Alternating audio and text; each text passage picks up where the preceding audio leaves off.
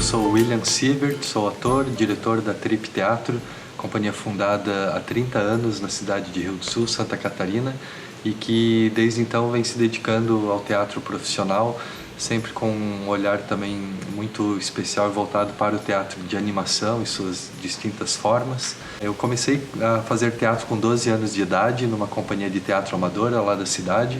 Aos 16 tive o meu primeiro contato com o teatro de bonecos através de uma apresentação que passou pela cidade e comecei a me interessar por essa linguagem. Comecei a experimentar de forma amadora o teatro de bonecos dos 16 aos 18 anos e a partir dessa idade passei a me dedicar exclusivamente ao teatro e sempre muito focado ao teatro de bonecos, ao teatro de animação. Ao longo dos anos outras pessoas foram se agregando, outras linguagens também. Hoje a companhia é formada por 4 pessoas, para alguns espetáculos temos outros atores convidados. E a minha formação ela se deu muito na experiência, né, de participar de festivais, fazer cursos, buscar informações junto a artistas, companhias de destaque nessas áreas. Tive muitas oportunidades de viajar e trabalhar também com companhias renomadas em outros países, principalmente na Europa. Então a minha experiência vem muito disso, de fazer, experimentar, refazer aquilo que não funcionava, mas muito também dessa troca que dentro desse movimento de teatro de animação que acontece no mundo todo, tive a sorte de conhecer pessoas muito generosas que abriram suas portas e, enfim, que me deram grandes oportunidades de aprender acerca do teatro e do teatro de animação. Lembrando que a gente entende, né, teatro de animação como teatro, né, antes de qualquer coisa, então nós fazemos teatro. Nós, e acredito que não falo só em nome da Trip Teatro, mas muito das pessoas que trabalham com teatro de animação, tem sempre esse entendimento, né, de fazer contemporâneo, de buscar novas soluções, novas tecnologias, inclusive novas formas de fazer teatro, mas também sempre com um olhar muito atento à tradição, né, aquilo que vem sendo feito há séculos e que nos ensina muito dos caminhos possíveis para onde ir. Nós temos experimentado distintas técnicas de teatro, né? Teatro com bonecos populares, teatro com bonecos de vara, teatros com técnicas mais contemporâneas. E nesse espetáculo em particular, do Casper e a Cerveja do Papa, é onde pela primeira vez a gente foca mais na tradição mesmo. Não só dessa arte, da história da arte do teatro de bonecos popular, mas também nas referências que encontramos desta arte aqui em Santa Catarina. O teatro de bonecos popular ele é uma grande família, né, espalhada por vários países do mundo, cada qual com esse teatro se adaptando, né, ao ambiente local, à cultura local, ao seu povo. E aqui no Brasil esse teatro de bonecos popular é conhecido como Mamulengo, Cassimiro Coco, Babau, João Minhoca, tem vários nomes, e são manifestações que se encontram quase que exclusivamente em regiões do Nordeste brasileiro. Aqui no sul do país, principalmente Santa Catarina, nunca tivemos um mamulengueiro, salvo em alguns festivais que porventura trouxeram companhias de teatro de bonecos popular do Nordeste ou enfim de outros lugares. Mas quando comecei a pesquisar um pouco o teatro do Casper, que é a versão alemã dessa grande família de bonecos populares, acabei descobrindo que aqui em Santa Catarina houveram trabalhos de Casper sendo desenvolvidos, sobretudo nas décadas de 50, 60 e 70, em cidades como Jaraguá do Sul, Pomerode, em Rio do Sul também encontramos uma história muito interessante, e isso sempre feito por imigrantes alemães, né? Ou seja, dentre esses milhares de imigrantes que vieram para Santa Catarina, alguns trouxeram também malas cheias de bonecos e apresentavam esses teatros em escolas, em festas comunitárias, nas igrejas, mas sempre com uma ligação muito forte à educação, à religião, ao público infantil, e já uma versão do teatro do Casper, como é conhecido o teatro de bonecos popular alemão, sempre numa versão muito voltada para o público infantil. Então uma coisa um pouco mais adocicada, né, politicamente correta. E indo um pouco mais a fundo nas raízes dessa tradição, a gente começou a pesquisar o teatro do Casper que se fazia lá no século XVII, no século XVIII, que era algo um pouco mais vigoroso, um pouco mais violento, um pouco mais contestador, anárquico até pode-se dizer, e foi esse Casper que nos interessou. Então a gente quis fazer isso, enfim, por vários motivos, né? Não só para reavivar essa história que já aconteceu em Santa Catarina, né? Resgatar um pouco dessas referências, mas também trazer aquilo que os antepassados dos nossos antepassados que chegaram nessas terras podiam aproveitar, né, há séculos atrás. Os bonecos que a gente utiliza nesse espetáculo, como esse aqui, que é o Casper, são bonecos que possuem mais de 100 anos de idade.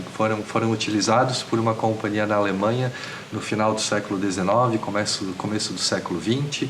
Depois, quando essa companhia se desfez, acabou indo parar na mão de um colecionador nos Estados Unidos. Depois foi vendido por um museu na Espanha, que por sua vez doou uma coleção de bonecos do Casper para que fossem usados nesse espetáculo.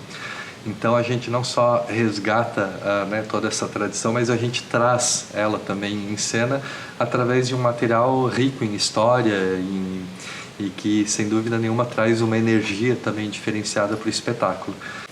Eu acho que, enfim, a arte de qualquer maneira ela abre um espaço para o desenvolvimento, né? Não só dos indivíduos, né? A partir dessas experiências estéticas, muitas vezes provocativas, né? Que o teatro faz, ou seja, nos faz refletir, nos faz ver determinados aspectos da vida sobre um outro olhar, e isso sem dúvida nenhuma é algo que nos faz crescer, nos faz desenvolver não só como seres humanos, mas como sociedade.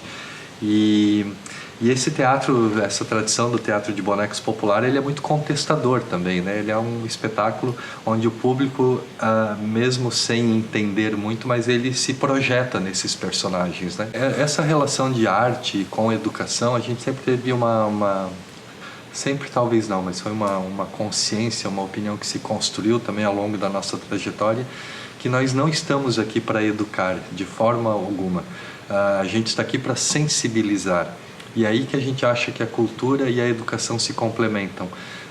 Educar cabe à educação, né? E a gente acredita que pessoas, crianças, jovens, adultos mais sensíveis, eles passam a ser educados também com mais facilidade. E é aí que a cultura e a educação e a arte, né, como a ferramenta cultural, eu acho que é aí que se complementam e enfim, se somam, né, e realmente completam, né, o indivíduo.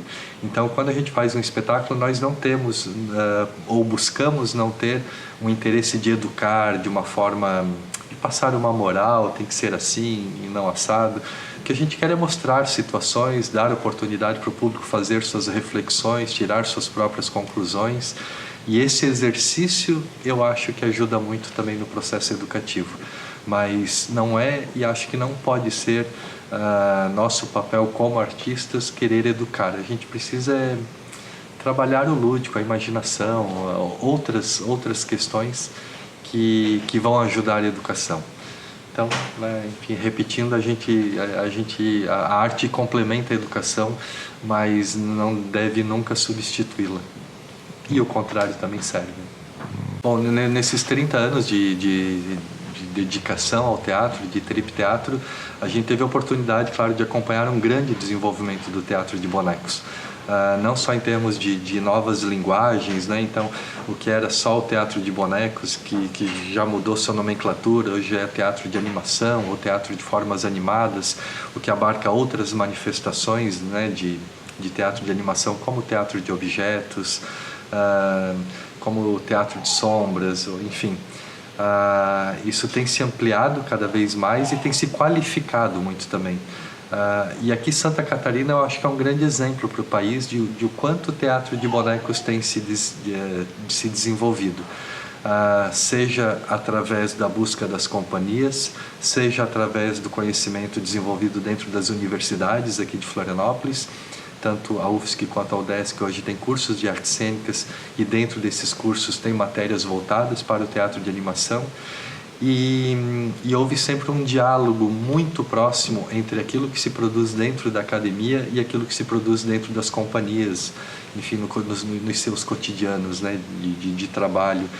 E isso tem ajudado não só aos grupos, né, ou seja, poderem absorver esse conhecimento, mas também aos alunos que estão se formando para poderem entender como é que funciona uma companhia, como é que é a dinâmica da sobrevivência de um grupo de teatro. E não é preciso falar em tempos difíceis, porque os tempos nunca foram fáceis para quem vive exclusivamente da arte. Mas com o tempo a gente vai aprendendo e vendo que existem muitas possibilidades, né? A gente vê a tecnologia como uma grande aliada, né? Eu acho que tudo que a tecnologia nos traz hoje, desde a facilitação quando se vai pesquisar um novo espetáculo e hoje poder ter em casa de forma muito acessível todas as informações que se precisa ter. Então esse é um aspecto onde facilita muito, mesmo quando montamos um espetáculo como esse caso, que é muito artesanal, de tecnologia baixíssima mesmo, né? Com relação ao público, né, as crianças e os jovens, adolescentes de hoje em dia que estão tão conectados, né, e passam boa parte do tempo em frente de tablets, de celulares, de computadores, eu acho que quando eles saem desse ambiente para ver um espetáculo de teatro, eu acho que o impacto acaba sendo ainda maior, e vejo isso também como algo muito positivo, né? Tudo que é novidade, tudo que é diferente, tudo que impacta pelo novo, eu acho que é favorável nesse processo todo. Então, não vejo a tecnologia como um empecilho, vejo como um aliado extremo, e é só saber utilizar bem essa ferramenta. Ela pode ser útil em vários aspectos. E nós temos sim, enfim, espetáculos que já lidam com um pouco mais de tecnologia do que esse, e estamos desenvolvendo nesse momento um projeto que pretende usar muita tecnologia ao vivo durante o espetáculo, inclusive com uma grande interatividade por parte do público, onde o público possa, a partir de ferramentas tecnológicas, interferir no próprio andamento do espetáculo. Então eu acho que são possibilidades que se abrem, que vale experimentar, que vale tentar tirar proveito, vale no mínimo tentar. E eu acho que a tentativa nos traz sempre grandes descobertas, e o teatro é muito feito disso também, né? Quando a gente começa uma obra, a gente sabe mais ou menos por onde vai, mas a quantidade de caminhos que se abrem a partir do momento que a gente começa a experimentar materiais, cenas, isso traz muitas novas possibilidades de dramaturgias, enfim. A tecnologia é tudo de bom, tem que aproveitar isso.